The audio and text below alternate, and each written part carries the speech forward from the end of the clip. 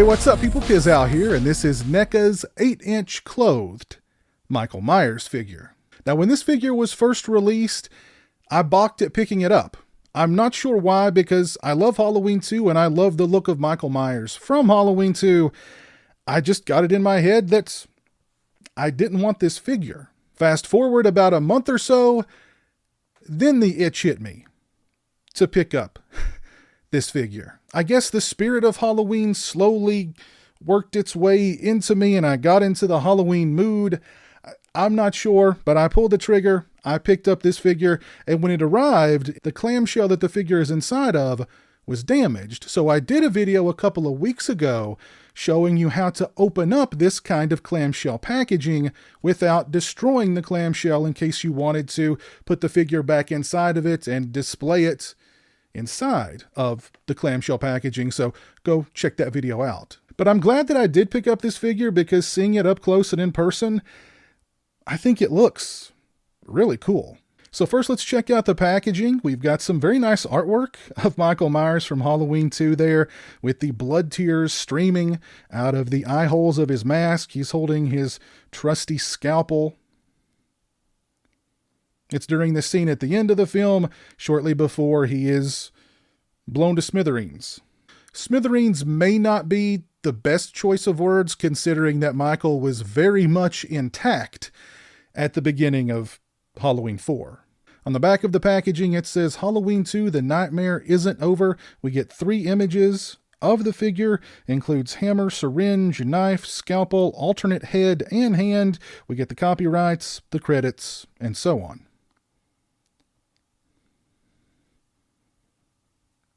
So without further ado, let's open this bad boy up and check him out. First up, we have the kitchen knife that Michael stole from Mrs. Elrod while she was making Mr. Elrod a ham sandwich.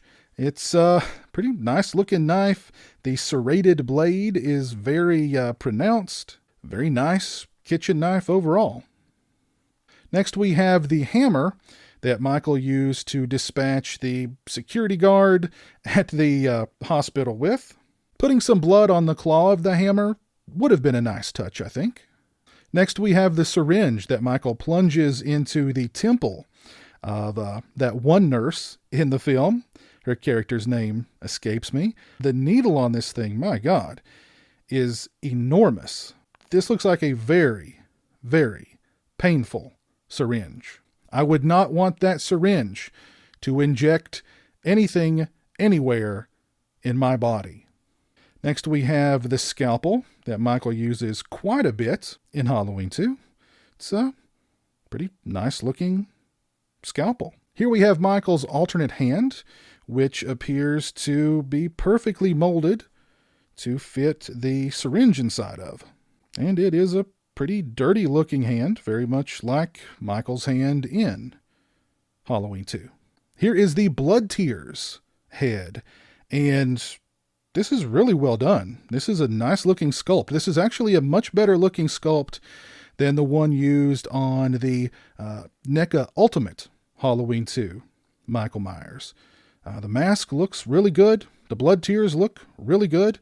The hair looks great.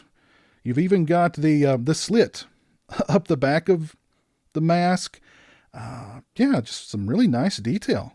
And here is the figure, and right off the bat, I'm pretty happy with the size of Michael's coveralls. I was afraid that they were going to be too baggy looking. They're a little baggy. They could have been tighter, but they're not as baggy as I was afraid that they were going to be. Overall, the coveralls are a pretty decent fit on this figure. The head sculpt is really nice. I got to give it to NECA. They did an excellent job on the head sculpt for this figure. The mask looks fantastic. The weathering on the mask looks really good. The hair looks great. You can kind of see Michael's eyes in the eye holes, and it actually almost looks like the one eye kind of has a glow to it.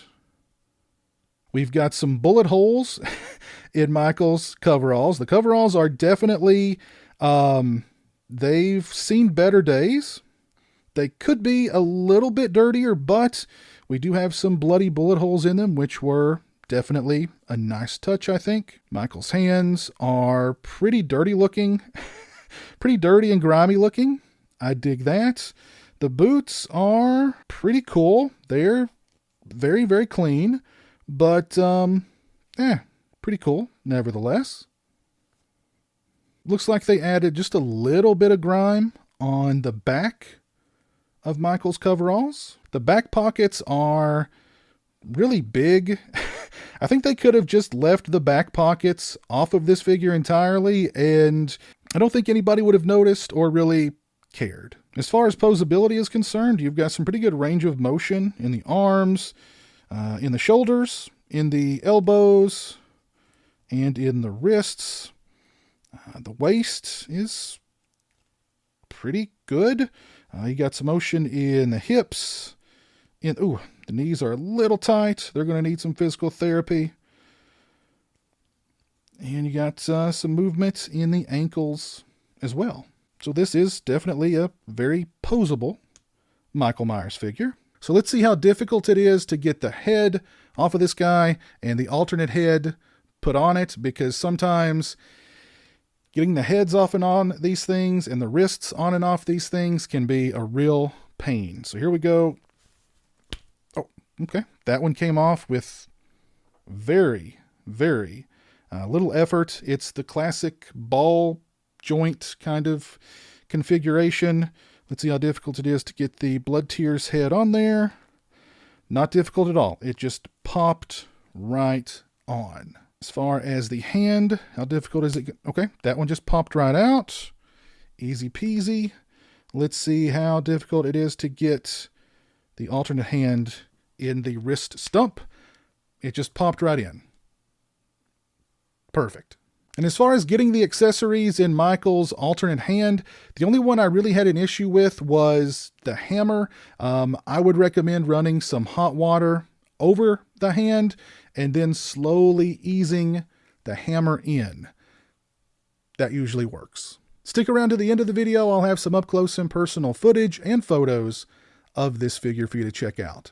Let me know your thoughts on this figure down in the comments section below. If you've already picked up this figure and added it to your collection, let me know your thoughts on it down in the comments section below. If you like this video, please leave it a thumbs up and share it on social media. If you're not following me on social media, those links are in the description. As always, thanks so much for watching. I really appreciate it. Take care, and until next time, peace.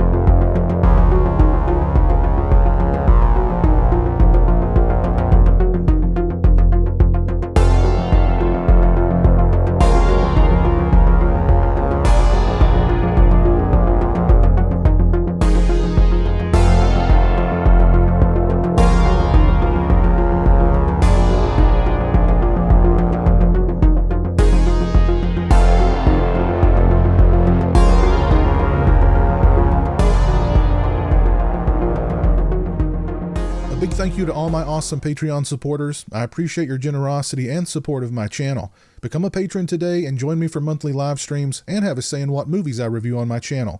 Patreon.com/pizowell or follow the link in the description.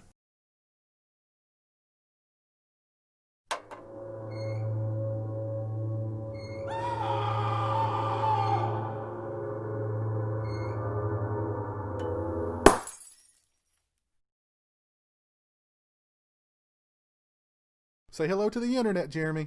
Hello to the internet.